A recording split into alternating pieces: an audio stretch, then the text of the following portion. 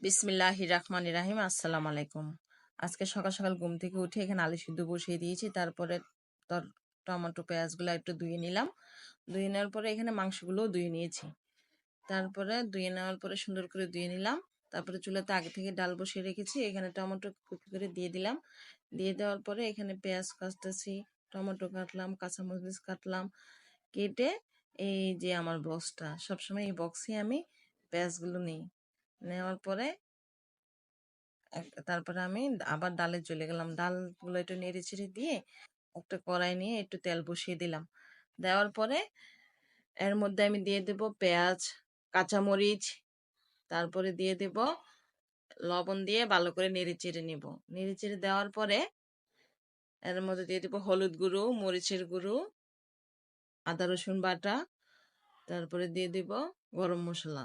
গরম মশলা দেওয়ার পর একটু পানি দিয়ে নেড়ে চেড়ে দিব। তারপর এর মধ্যে দিয়ে দেবো তেজপাতা, টমেটো দিয়ে মাংসগুলোও দিয়ে দিব।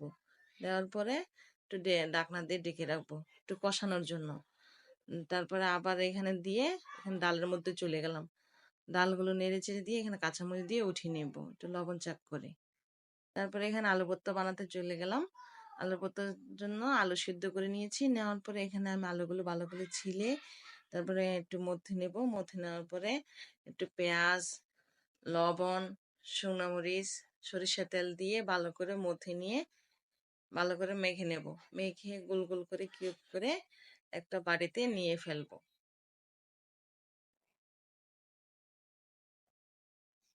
তারপরে আমি চলে গেলাম এখানে গোস্তের মধ্যে একটু বেশি করে পানি দিয়ে দেবো। গোস্ত সিদ্ধ হতে সময় লাগে। এই ভিডিওটা করতে পারিনি, বাচ্চারা খালি মোবাইল দিয়ে টানাটানি করে। এখানে দেখেন আমার গোস্তগুলো কত সুন্দর কালার আসছে। ভাত টাত খাওয়ার পরে সবাই মিলে আইসক্রিম খেলাম। আল্লাহ হাফেজ।